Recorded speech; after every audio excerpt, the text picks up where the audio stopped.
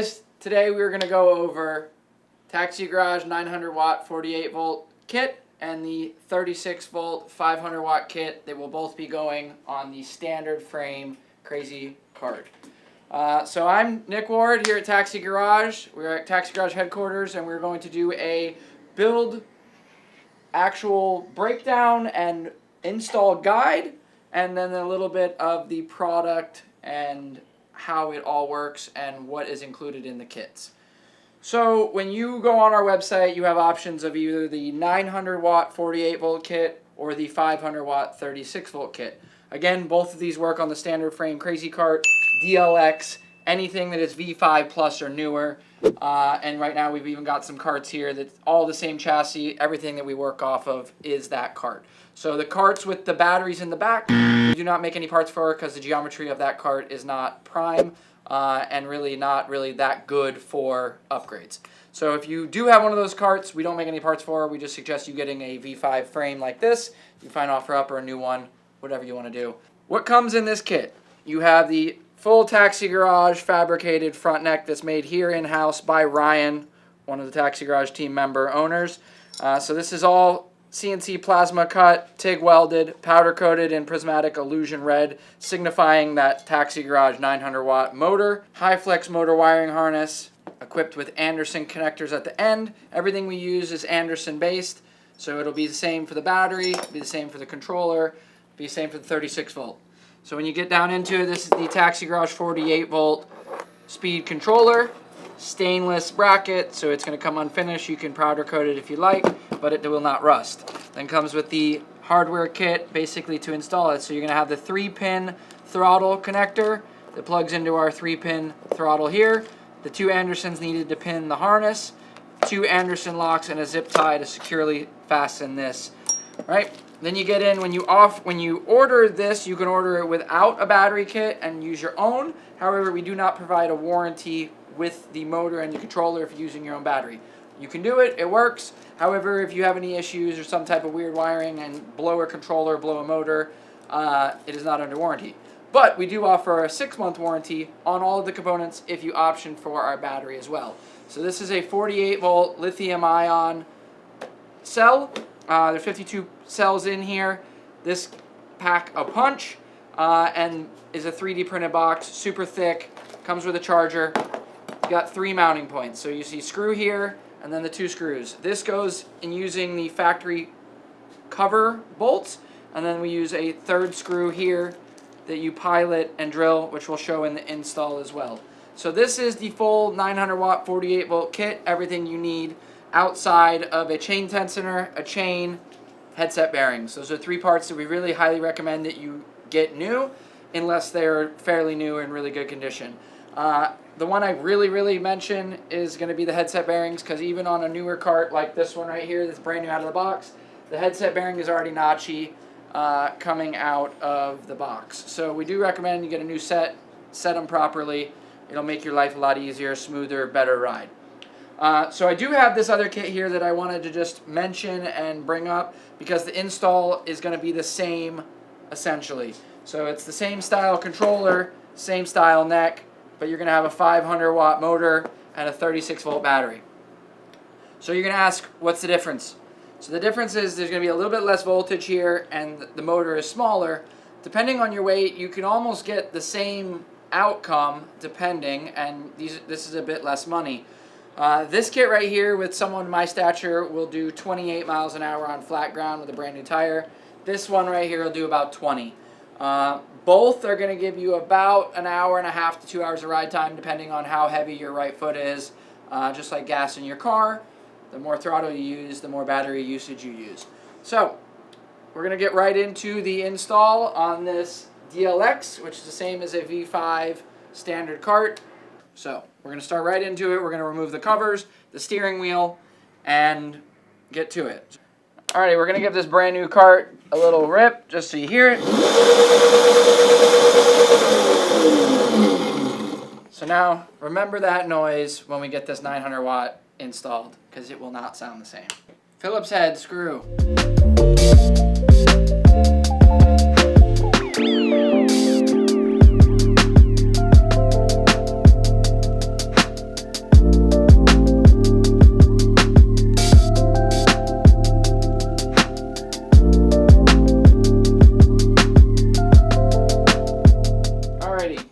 So now that we've got the covers off, the little Phillips head screws, and the two 24-volt batteries, or actually the two 12-volt batteries making 24-volt stock stuff. So a little screw there, a little wing nut here, they come out. Super simple.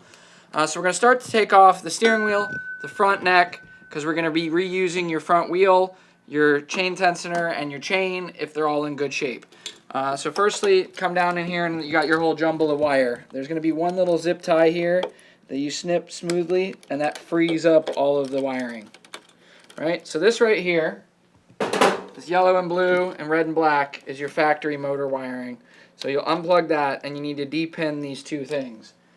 So what I do is I will take a little pick similar to that right there. We'll go in here and you press on the side of the pin and it will then release the wire. So you get down in there, ba-boom, and then the wire comes out. So basically it's that little tang right there gets pushed in. So they come out of the back of the wiring. Now if your wiring is broken or whatever, then you can cut that and keep moving, who cares. Right? So you're going to come around to this side right here, and there's going to be some zip ties. So this location right here, this is what's holding the factory wiring. The little like clear zip ties here, you just cut those, get those out of the way. Right? So that now frees up this motor wiring. Right? So we're going to pull this up in here. So now, again, you might have asked, hey, my motor stopped working, don't know why. A lot of times is the wiring right here breaks from being boom, boom, boom, boom, boom, boom, boom, every time you steer it. Whatever, the new kit comes with a new harness, so no worry there. So, you are now going to take a 6mm to this Allen in the top here. Now this is, I'm going to use an impact, but you know, you can use it with a hand tool. You just want to loosen it a little bit. Nothing crazy. That frees up the steering wheel because you have a wedge here. This wedge is threaded. That, as you thread the bolt, that wedges up into the side of the neck, and you're going to reuse your steering wheel. Put that out of the way. So now, the next thing. I have a special tool for this. We are coming out with a full kit. It's not released yet, but will be out soon. So what I do is counterclockwise the neck all the way up onto the steering stop here to loosen these. Now you can either use an adjustable wrench if you've got one, but we use this 36mm headset crescent wrench. So basically hold the cart, remove, that comes up out of the way. So there's two of them. This is your jam nut. You've got a washer. Let's get in the light so you guys can see. And then now we're going to loosen this next one. So that should be pretty loose. You're going to completely loosen it all the way up. So now again, you really want to check your headset bearings. If you don't have new headset bearings, I highly recommend changing them. You will find a bit of copper in the actual bearing. You'll see like this orange coppery look. These are brand new, but we're still notchy. Probably get away with using them, at least set them in there and feel how they feel. Alright, so now we are free. Like this neck is basically ready to come out. So what I'm going to do is I'm going to pull up the front of the cart, and the whole neck is going to slide out the bottom. So now we've got our full neck assembly. We're going to remember reuse our chain tensioner, and front wheel assembly. But we do need to remove the factory controller, do a few things to the wiring harness here. So this is your throttle. You're going to push that down and unclip it. Sometimes it's really hard because that connector gets stuck in here. Be patient. But what we're going to do is convert this wiring harness to 3-pin.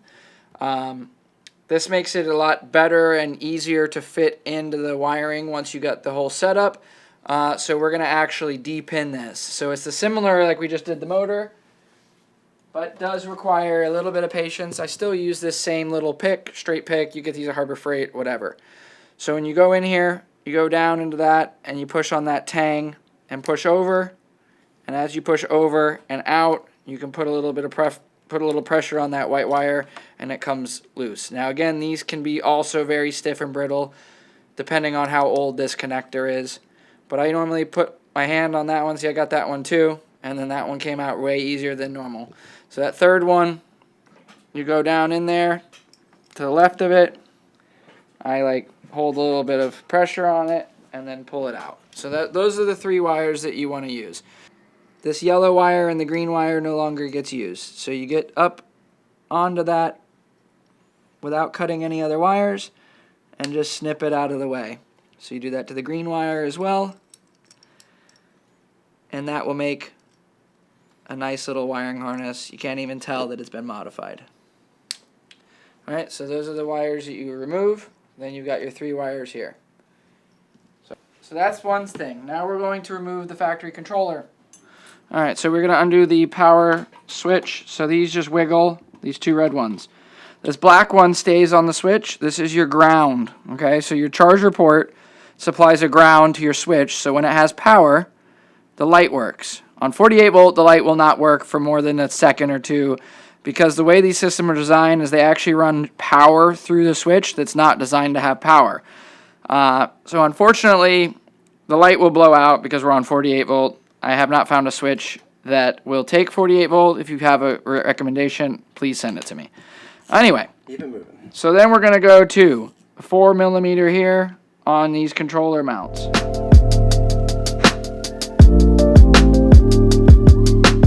So the one thing that we have not disconnected is your factory charge connector.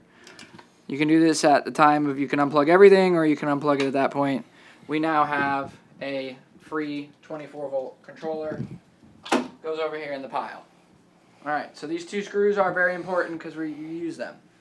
So I'm going to set these over here with my reused pile. Okay. The next point of modification is another little thing where you grab your snips again. So we're just like we were talking about, the black wire is the ground. What I do is we no longer use the red wire, just for simplicity and cleanliness. I cut at the back of the charge port and remove this red wire. So we will depin just like we depin the throttle. So you put your pick down in there, just like that. It goes down in the hole on that left side of it. You push in and pull the wire.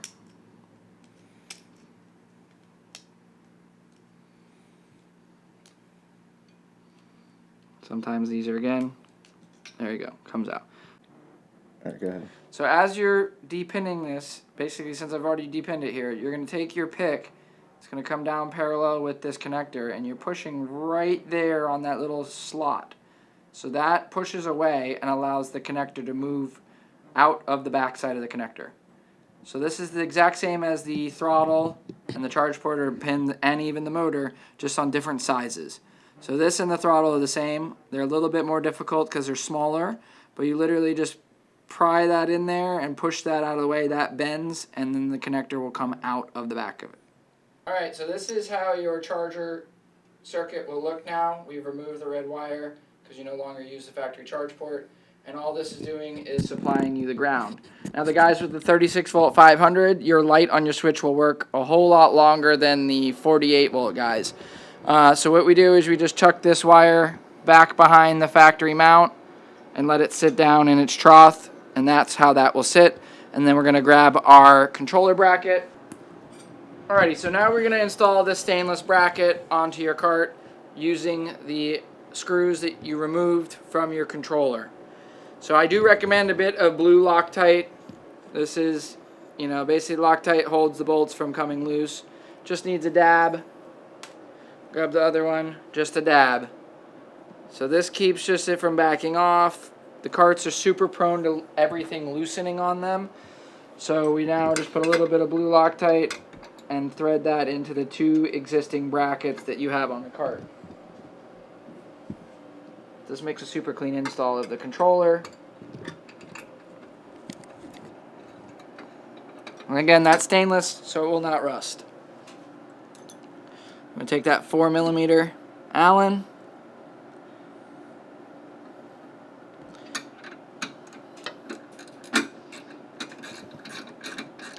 Now, your Allen doesn't need to be this long. It's almost a bit excessive.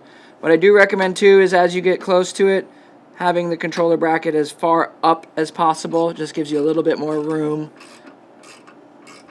when you go to put the battery on. So we're going to just snug this up. Snug this up. Now watch this wire too when you're doing that. It doesn't get caught behind there. I've seen that before where it just literally, you pinch it. We don't want that.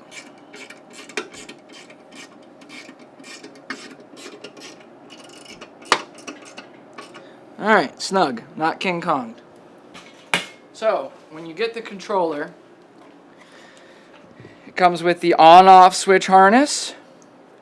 That one wire we were just talking about for the ground for the light circuit. The throttle, the 3-pin, they were going to pin shortly. Your battery power and your motor power. Goes to the battery. Goes to your motor wiring harness. This is actually what sends the power to the motor. This is your throttle, your on-off switch. These don't matter which side of the switch they go on as long as they're on the silver tangs of the switch, which we'll show here shortly. So when we do ship them, put the screws in the bottom here. These do not remove. These are used on your bracket on the side here. So yes, you'll see that these are longer than these. These are permanently in there. You don't need to remove those. But these are used even here, both of these. And that's how the controller sits in the cart. Right? So you remove those 4 screws. So we're going to use a number 1 Phillips head. Right. Number 1 is so you don't strip the bolt. Right? So this is still pretty handheld, easy tool to get. So we're going to put your screws here. So literally they're barely threaded in there just so they don't get lost in transit.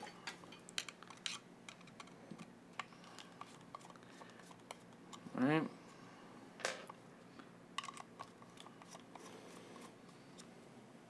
Okay. So now your controller is going to sit and slide up into the bracket like this. Right? So you kind of squeeze the controller covers a little bit and slide it up in there. Alright? So now these are going to line up with those holes. So I can barely see because I'm letting you guys see, but I know that they'll line up. So Philip, number 1. So what I do is I'll get these just halfway in until you get all of the bolts started.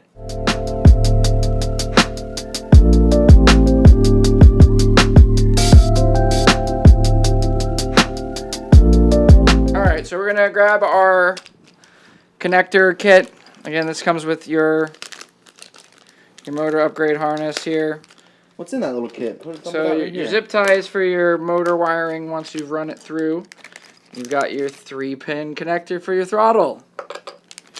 You've got the boot for your Anderson wiring harness on the motor. You've got your black wire for the motor. You've got your red wire connector. Right? Both those are connectors. And then these are Anderson locks. These hold these connectors together. And they have a little provision for a nice little zip tie. It's also included in the kit. So then these little zip ties also come in your kit. These are to secure the Anderson lock together, so it goes through there, goes around the connector. We'll show you that later in the video. Alright, so we are going to take our 3-pin connector. Remember how we cut these wires and got this ready. Now you've got your controller wiring, right? So you're going to see red, black, green. Well, we've got red, black, and white. Well, if you have any wiring knowledge, or if you don't have any wiring knowledge at all, you would most likely do process elimination. Red goes to red, black goes to black, and you're left with the white. Well, white is signal, so white goes to green. So what we're going to do is, since we've depinned this, and I was talking about the little connector, is that you get into here, and you pull that little tang out just a little bit, because when we depinned it, we pushed that in. So you just grab the edge of your fingernail or a teeny screwdriver. It just needs to be pulled out a small amount. So when we put it back in the connector, that little teeny thing right there, put it back in the connector, it will stay in the connector. So that one actually is pretty good, but we'll put a little bit more on it. Okay, so when we look at this, right, we've got our connector like that. Well, we're going to want this red to go here. And it just snaps in like that. Then you're going to go to your black. Black is in the middle. Slide that in. right? Once you slide in, you want to pull on it and make sure that's fully seated and secure, because if that pops out, you'll have no throttle. Third is the white one, right? So you snap that boy in there. Now sometimes they're a little bit harder. You can use just a little pick like we were using the D-pin, push on the back connector and get it in there. Take the pick. If they're not popping in there smoothly, you can take a pick and just push on the back of the connector and it'll go in. Alright, so then now this is complete. You've now wired the throttle to a 3-pin and we'll plug in easy as pie. Alright, so now you've got 2 more connectors that are going to go in the same area of the cart. So you've got your one wiring coming down from your charger port still that we'd hooked out of the way, and then you've got your on-off switch harness that needs to go up this trough and to the switch. So we picked this side because the other side is where your motor wiring goes. So you look on the actual cart here, and there's these troughs. So this allows wiring to go up behind this controller without being interfered at all. So what I normally do is I'll take these two, get them flat like that, and feed them up that trough behind the controller. And they're going to start to come up behind it. So see how it just came back behind it. So it runs up this trough, and now will be plugged into the switch. That tang is brown, these are silver. These are your powers. These are what these 2 wires go. So what I'll do is I'll feed that back behind there. And you want to make sure that spade is on that spade, because you can miss and it can go just around it and it will not give it power. So you want to make sure that spade right there goes on that leg. So you boom, and you'll feel it kind of gain some traction and go on there. Same with here. Ba-boom, you feel it, and then now they're like tight. Now we've got this hooked up on your switch. Your wiring, you got your one connector down here. So now we're gonna make sure it's not caught up with anything, and we're gonna plug in the ground. So that ground here, got one wire coming out of the controller, and now we've modified our charge port to have one wire. Alright, so just one wire. So what we're going to do is now we're going to slide both of these connectors up into this trough behind the controller bracket, so it gives us room for wiring for the battery. So what we'll do is we slide this up in here like this behind it, and it kind of pushes the wires up, but you can deal with that afterwards. And then the black one goes up behind it, and they both sit up all the way behind that controller bracket. So this trough right here, like we were talking, both of the connectors are going to live behind the controller bracket. So there's plenty of room. You just push them up out of the way. So you see the red and the blue are going up behind the controller, and I can kind of pull it back just so you see. So they go up into that trough. So the blue and the red, and then the black.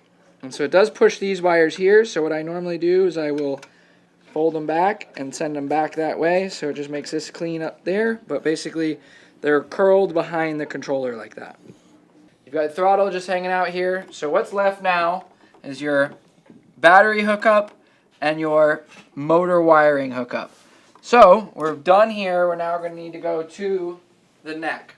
So this is the neck that you pulled off the front of your cart in its stock glory, right? So what we'll need to do, just like we said at the beginning, we're going to reuse your axle bolt, your front wheel, your chain tensioner, and your chain. Considering the chain and the chain tensioner are new-ish shape, basically what we'll do is take the front wheel off first, which are two 16 millimeters. I like to use the wrenches. I have one, and basically break that free. You can blast that with an impact, whatever you want to do. So, your nut, your crush washer, your flat washer, right? So that's on the same side of this other one. So what I end up doing, sometimes that'll slide out, sometimes it needs a little persuasion. So then now wiggle the wheel and pull this out. And what you're doing, come on. Oh man, it's in there good. So the next trick is to take a screwdriver, which is good that we're showing here, and basically hold the neck on the edge and just tap it through. So it'll come out the bottom side. Some come out a lot easier than others. And you also have to fight the chain tensioner here, putting pressure on the wheel. All right, so boom, boom, boom. Chain guard's kind of in the way, but you can get that by spinning the wheel, and now your whole wheel is out. That we're going to use complete in its entirety. The chain comes off, so the chain we're going to reuse, and now we need to do the chain tensioner if you're not getting a new one. Now again, I can only urge it so many times. Someone has stole my 10mm wrench, which you already know. You're probably looking in your garage for your 10mm wrench. Okay, so what you look here is there's a flat side and a round side on the back of this chain tensioner. You hold your wrench there, and that will actually hold the back side of this from moving. Then you put your 10 on it, and it loosen it. So you just hold that there as you loosen the other side. Super simple, but there's a little bit of a trickiness here as you take it out. So, the nut, and now this flat section, so you can slide your chain tensioner and get the spring out of that hole, and then now you can get the chain tensioner past the motor. So you have your spring, the little threaded boss, and your nut. So this gets transferred over to your new neck as well. So at this point, we no longer need this whole assembly. Alright, so now we are going to do a tire change. Since we've got our front wheel off of our neck, before it goes on the new one, it's prime time. This is a factory Razor air tire. It's okay, but they don't last the longest. So what we found nowadays is running either a knobby or a CST when the karts make the power that they make. A solid tire is a great option, but with how much power this motor setup provides, you really need some grip. So the CST is our super grippy boy directional air tire. This has become a crowd favorite if they really want a lot of traction. And then the knobby. So we even have a saying, there's some guys that ride knobby or die. So it just depends on what you like. You know, we kind of recommend to try each one of them, see which one you like, then go from there.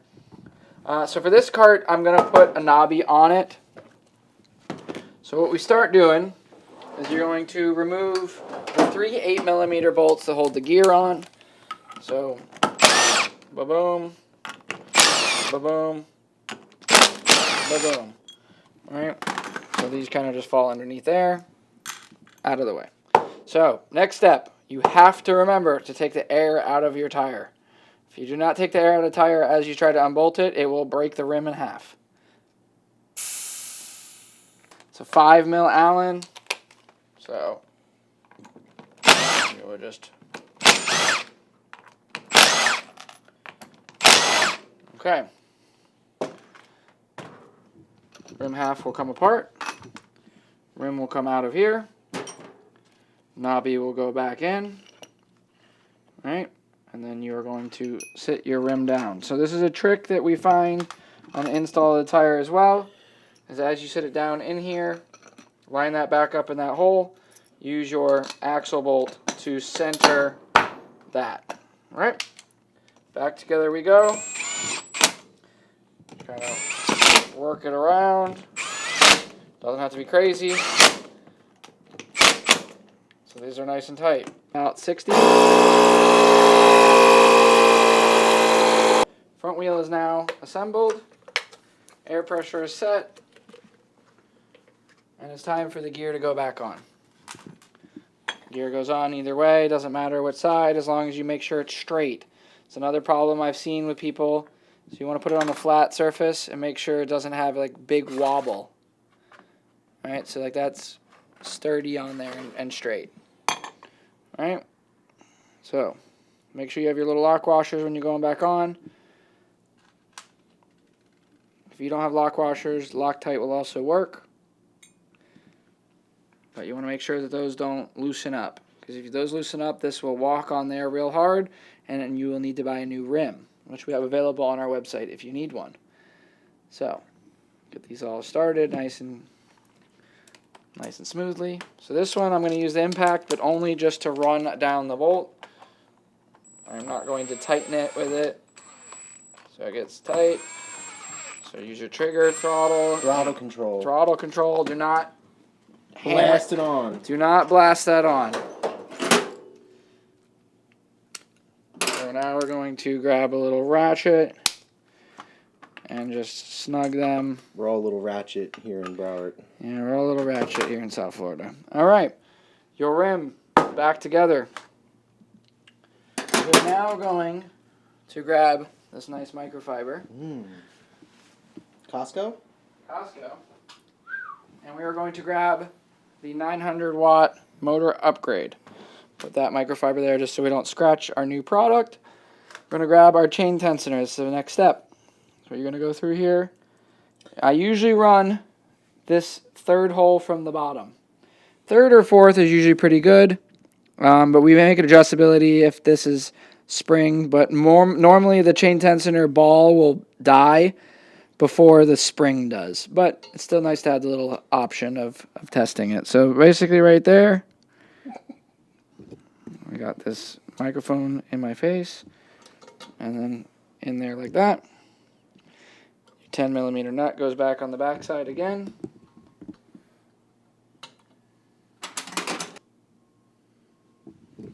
Alrighty, we're going to grab that 10 again.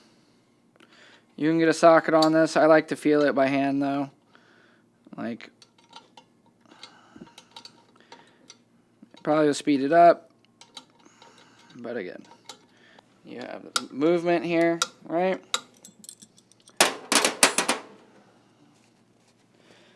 All right, your next step. You flip the motor back over this way so you can see the chain tensioner and the motor.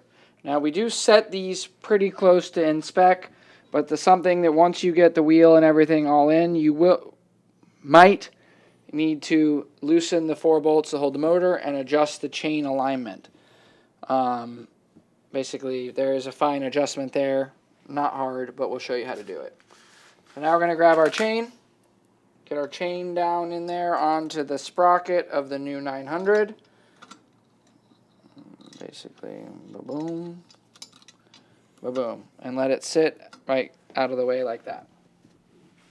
You're going to take your front wheel and you're going to put the chain around the wheel here. That'll make this install a bit easier. So you flip your neck on the side here, and now you're going to be, where the wheel likes to sit in this plane. So you have your 2 spacers. These are very important. I put the bottom one in first, get it on the edge, then put the top one. Then you've got to pick up the neck just a little bit and get that flat section underneath there. So we got top and bottom. So you kind of slide it here.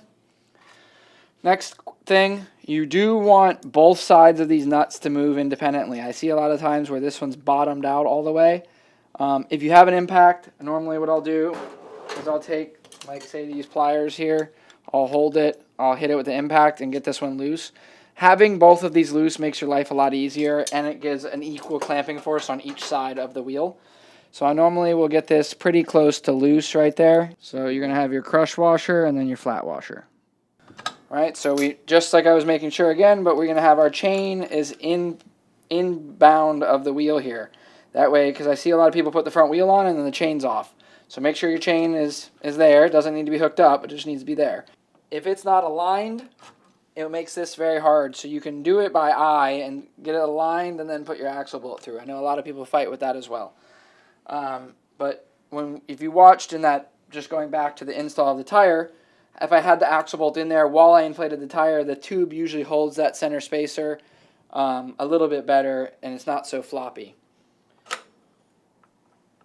So now we're going to get close to here, get this other spacer aligned with my axle bolt.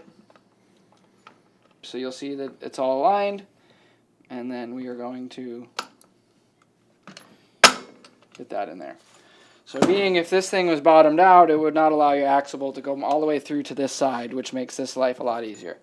So now you're going to grab your flat washer, your crush washer.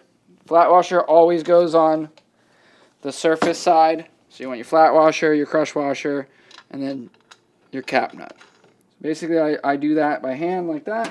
Then I grab my two 16mm wrenches and do an equal pull in. So basically I start from like that, and I do that. So one's ratcheting, one's not a big deal, but basically get to that snug point. Then I will kind of get where I can get a little bit more ass behind it, and I will crank down on it. I do find that a bit tighter front end, like, you know, not too tight that you're breaking stuff, but tight, really squares up the wheels, squares up the neck, and it keeps this stuff from deflecting as much. So now we're going to go to the rolling the chain on.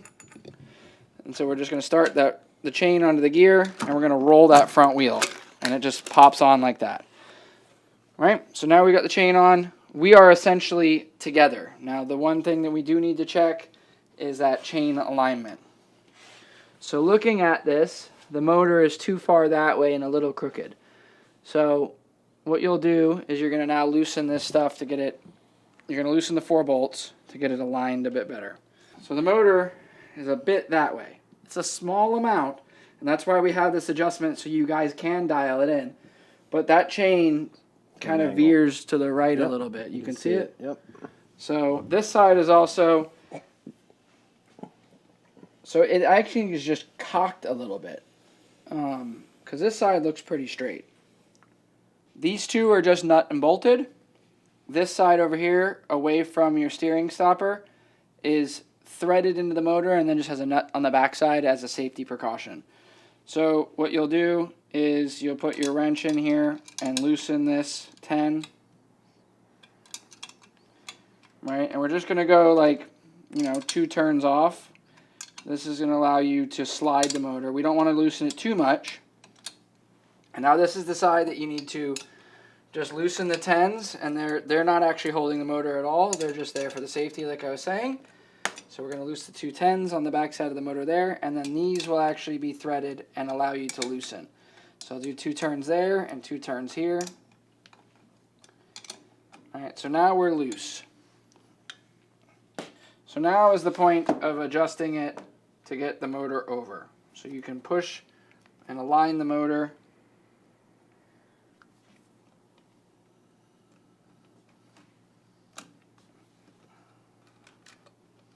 So I usually pull the chain tensioner out of the way so I can get that dialed in. And that looks pretty straight. So you'll see that is straight. It's pretty straight there.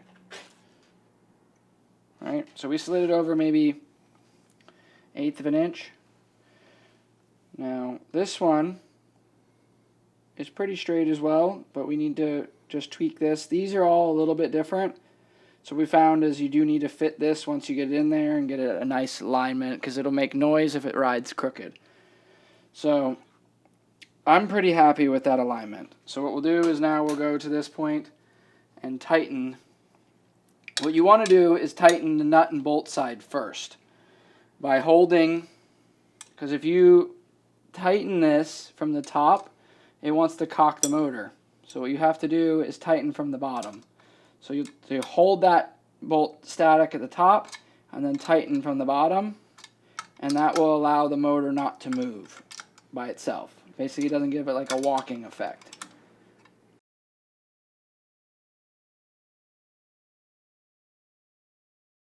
Bend the bracket just a little bit over. It's a teensy bit, and it is now straight. We'll check this again once we put the motor on the kart and spin it with power, and you can watch the chain and make sure that we don't have any funny areas or anything of that sort. Motor install time. Alright, so we're going to grab our headset bearings. Hopefully yours are good. If not, you're putting new ones in. The balls will always be in the cup. Right, so right now the balls you're seeing the top here, that would be at the bottom, and then if you were at the top cup, it would be downward. Right? So we're going to slide our balls down onto the lower race, so the balls are facing up because they're going to go into that race. So I've been putting extra lube lately. This is the Sil Glide. I wouldn't use it anything else other than on the kart, but So we just put a little bit of extra grease in there. The bearings do come greased. And then we're going to take the neck. It's now time to install. So I'll usually hold the wiring harness a little bit out of the way just so it doesn't get caught up. So, boom. And then now we are going to pick up the front of the cart, put the neck up underneath it like that, and lower the cart down. So you get to this point right here, you really got to make a nice keen eye on these bearings right here, because if you lower that cart down and the bearing is like off to the side like that, it's going to crush the headset bearing immediately. So you want to get it nice and center there. Then you're going to watch your neck come up here, and you're going to move the neck so it sits down in there nicely. So you'll see it just kind of flop down in there, and this is bearing seat is sitting up in the cup. You'll now grab your top bearing, set it down in there with the balls facing down because the balls are going to be into the cup. And you're going to take your top nut, which has the race piece, and thread it on here. So I usually loosen it to find the thread. You'll feel it sit, and then you can thread it on. These threads are really fine, so you can get it cross-threaded pretty easy. But so this stem is perfectly threaded and CNC machined for these nuts. So I will get it going down quickly. I'll wiggle the neck, make sure it seats down in there, right? And we get to the point of we're pretty tight. Right, so now I will tighten this neck bearing super tight. I gotta tighten it too tight, and then what I'll do is I back it off about a half turn there, and it starts to feel pretty smooth. Okay, so the number one problem that people have is installing these. They get this steering wobble. Having this headset bearing adjusted properly is key to success. That's why I suggest that if you don't have new bearings, you put new bearings in at this time. But I'm going to show you just where you don't want to be at, so you guys can kind of get an idea of. So if that thing's like really loose like that, it will have a clunk. That's too loose. So there is a fine line. So normally I will back it off just a little bit there. We're talking small amounts of increments here, but now it's super free and spinning and nice, right? There's no play in it. All right, so now you're gonna have your jam nut and your washer, right? So you'll tighten your washer and your jam nut up, and then I go reverse here. So you use your steering stop up against there, which will help you hold it, and then you're going to loosen the bottom nut up onto the top nut. So you can do this with channel locks as well, but you really need to get that adjustment nice and tight. Right now, check, there's no play, we are good to go. So now it's on to the wiring harness side of things. Alrighty, so you got your neck now. So this is facing forward, here's your hole. You want to make sure this wiring harness is flat. You're going to feed it through the little trough that you used to have your factory wiring harness coming through. Feed it down, and it starts to come out the bottom here. So you'll see it come down here, and you can help guide it so it doesn't get stuck. But basically right here, so you got your two things. So we're going to start to feed this farther down. So this is another really crucial point. So I've almost gone too far here, but what I'll do is that as the wiring is sitting there, you're going to turn the motor to the left here and get up on that steering stop. That's as far as the steering will be able to turn left. So you'll take this wiring harness, get it up underneath that bearing cup a little bit, and push on it with my left finger over here, and take the zip tie and run it through the trough right here. So this zip tie is provided by us, so that way you can set this motor harness at the right length. So you're going to take the zip tie and zip tie it down here. So when I get close to here, I will push on that wiring harness again and tighten that like tight. So we're talking tight. You take your flush cutters and trim that zip tie. So what that'll do is when you turn the motor back, it's going to barely scuff that. Sometimes it doesn't at all. And it's going to sit like that. You're going to have a nice arc, but you're going to check the full sweep of your wiring harness. It's going to roll over back that way. It's going to come back through here. It's going to go back that way. And it's going to be taut, but not too tight here. If this is too loose, too tight, it creates an issue and it'll break the motor wiring. Now it's on to the Anderson pinning. which is the next crucial point of this install. Unfortunately, I can't send this wiring harness pinned because you have to put it through that trough we just did. So now you're going to take these Andersons, right? So you see this connector has a little teeny hook at the end here. What that does is it goes in, grabs the connector, and it won't come out. So you want to make sure this is completely flat. Here's your connector. It comes in and catches that little teeny metal clasp. So what you see is you're going to see this flat bottom little tang, right? And then there's the little U-shaped part above it. The connector is going to sit like that with the connector like this. So that's how it goes in. So when it goes in, it grabs that clasp. If you don't get this all the way in and clasp onto that little metal piece that's inside the connector, this will push out and it'll melt the wiring harness or not work at all. Alright, so your first step is you're going to want to put your boot on. So you're going to align your boot down in here, twist it, slide it, get it out of the way. So you want to push it all the way back out of the way. You take this Anderson, the clasp there, the metal clasp is where you're trying to get it to hook, and you've got your hook here. That hook catches that metal piece inside the connector. So as you come in, you'll feel it kind of set, and you can start to see it. So as you want it flat, you want that flat. As you start to come in, you can wiggle. See how it just come in, but that's not latched all the way. So as I start to push farther in, you hear that clip, and now the connector cannot come off. Like we're talking pulling here, and you want to make sure that's seated all the way. If that's not seated, this connector will melt. You're going to make sure this is flat again. As it comes in, you're going to hold it and wiggle that wire. So you see it kind of just snapped in there. It's going to feed up. It's going to snap in. So see, it didn't hook there. That's another key component. So you can like wiggle that a little bit more, put on the back wire there. So what you want to do is bend this down just a little bit more. Make sure it's flat again. I'm going to go in. So the next thing you can do is take your little pick that you were already using before and push on the back of the connector. This helps it go inside there and get latched. We are now fully latched.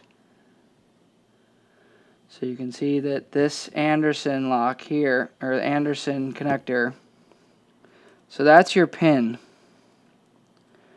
It is over the clasp that we were showing. So now you'll be able to pull on this and it not come off. So that's your chest. If you don't have that in there, it does take some patience. These connectors are really good if they're pinned properly. If they're not pinned properly, they create issues, just like anything not done properly. So what we'll do is that you see this orientation here. This is your controller side.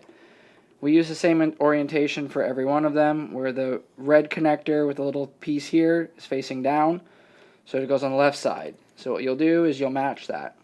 Here there's a little U-shaped channel and a female channel here. They slide in just like that. So you slide it like that.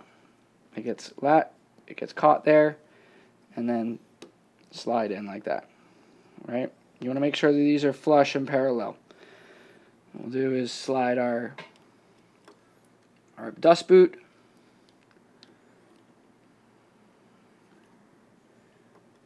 I usually get at the end of this right here and help push on it. Now you don't want to go too far because we're about to go to connecting this, and this little hole right here, this is what I was talking about right here, where you need to make sure that these are aligned. So see how that's not completely aligned? So your red connector is lower than your black connector. So it just popped in and now it's flat, completely flush. And you can also use the reference of that little hole right there, because that's where your Anderson lock goes. That's what keeps the connectors together.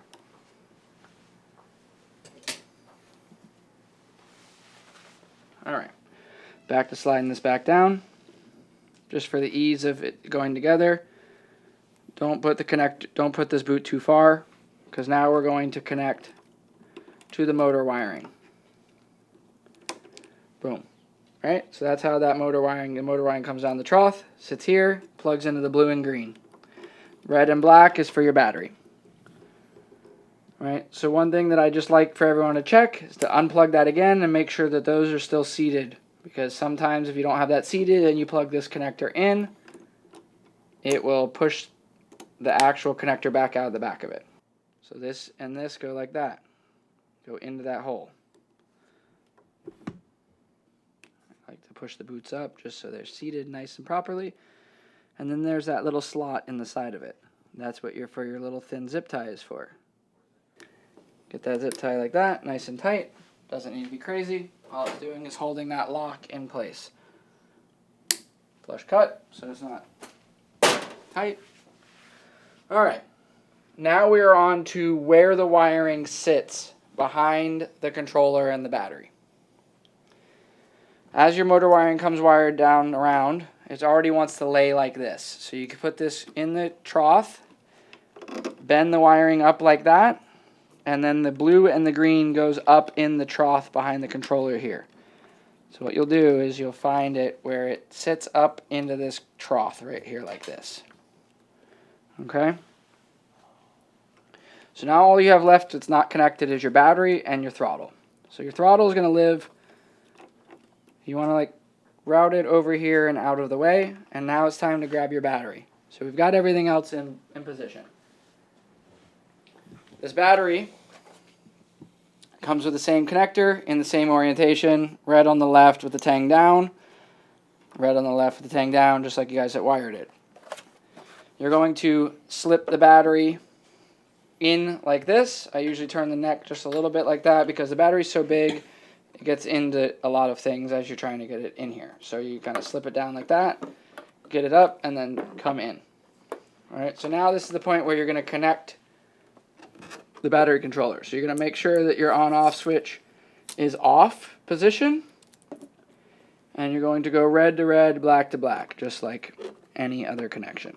So we are now seated and in. You want to make sure that these connectors are fully seated. See how that red one's not fully seated, so you're going to give it a little push a little bit more, and now we're good. So what we're going to do is we're going to check.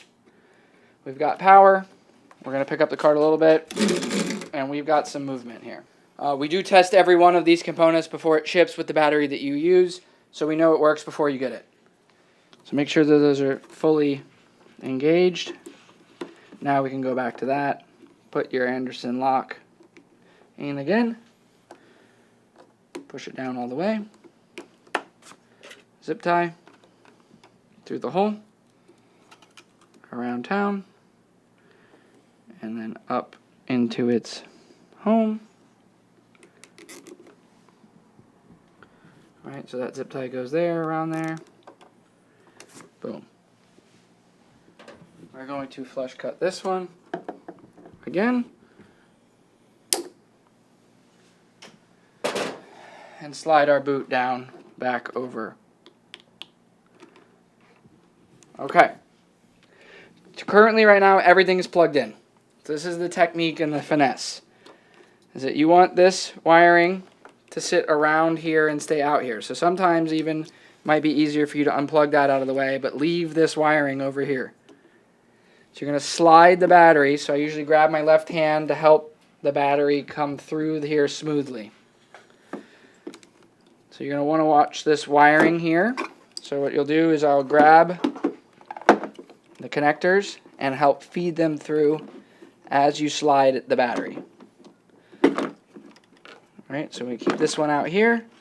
Now the battery wiring, if you can come over to this side, the battery powers are going to live in this trough here. So the motor's on this side, the battery's on this side. So as you slide it through, you've got your battery wiring now over here. So as you slide it in there, you're going to make sure that that fuse is flat, parallel with the battery box. So you can kind of see it down in there. See this fuse piece? Yep. You want to make sure that this is flat, so it sits up against the side of the battery. Now the other wiring sits in this trough, just like the motor wiring we did. So right now it's too low. You want to slide it up towards the controller. So see how the battery just started to fall into place. So right now, the battery is sitting exactly where it wants to sit, but we still have our lone throttle. So what you'll do is you'll plug your throttle back in. You're going to move forward with the battery, slide it up in here, and slide it in to the side. The throttle sits in the middle. It sits dead center in the middle here. And now our battery is basically on. What I do is I take my 2 fingers and I just push up on both of these connectors so they both sit higher. And then the battery can slide in. And we're now dead center of where we need to be. So what you're going to do is you're going to come down and you're going to see the battery hole, which is a hole just like this for the covers on each side. And you're going to make sure you can see that. You're going to take your washer and your bolt. You're going to go in that hole there. And you're going to find the threaded point. So right now, so what I do is I get down so I can see. So the battery right now needed to come just a little bit right there, and then the threaded boss will go in. So what I'll do is make sure this is straight. Start it by hand. She's pretty straight there. Thread this slowly. Make sure that's straight. Okay? You're going to look down. Make sure that hole is aligned. I'm going to thread in. So sometimes you got to like kind of work it a little bit. Get that threaded started. So I just felt it start.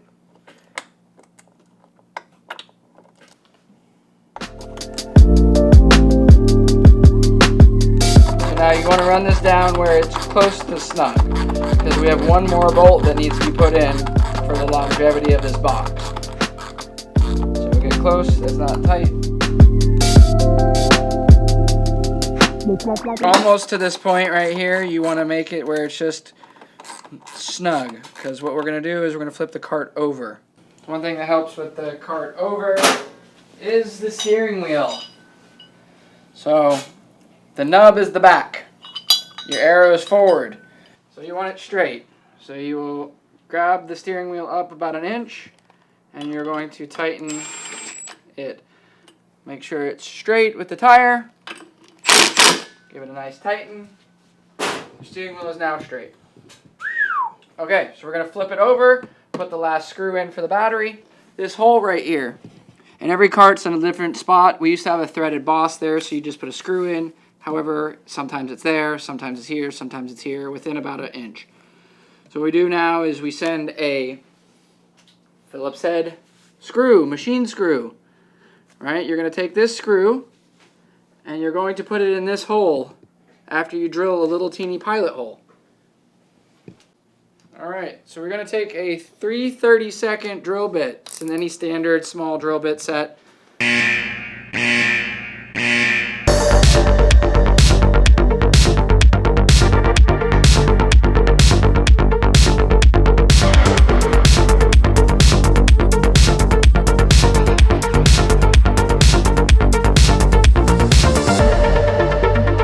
So you're going to go and center into this hole here for your screw.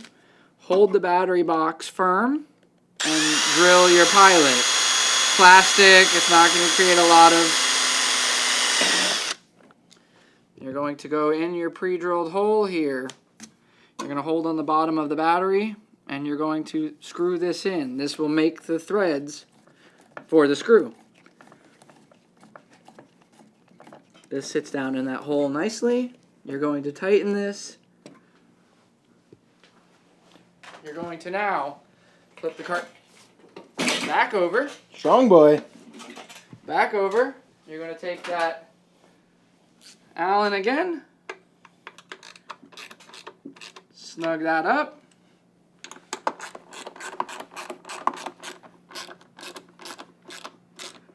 Snug that up. You are now complete. So you're going to switch the boy on. You are now complete. So we're going to give a on. Now this light, like I was saying earlier, will burn out.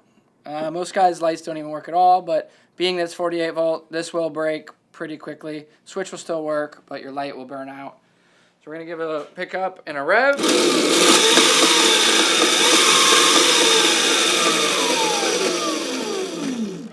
So with charging it, you're going to plug into this port right here.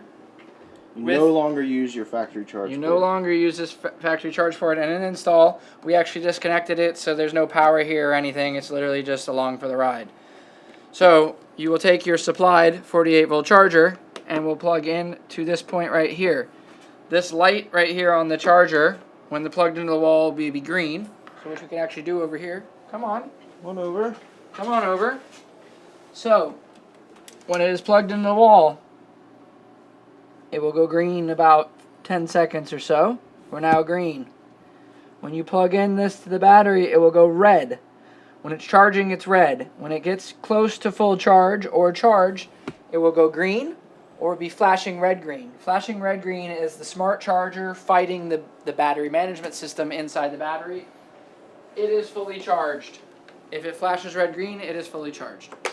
So, go out, have fun, do a nut and bolt check. Please contact us if you have any other questions. Thank you so much.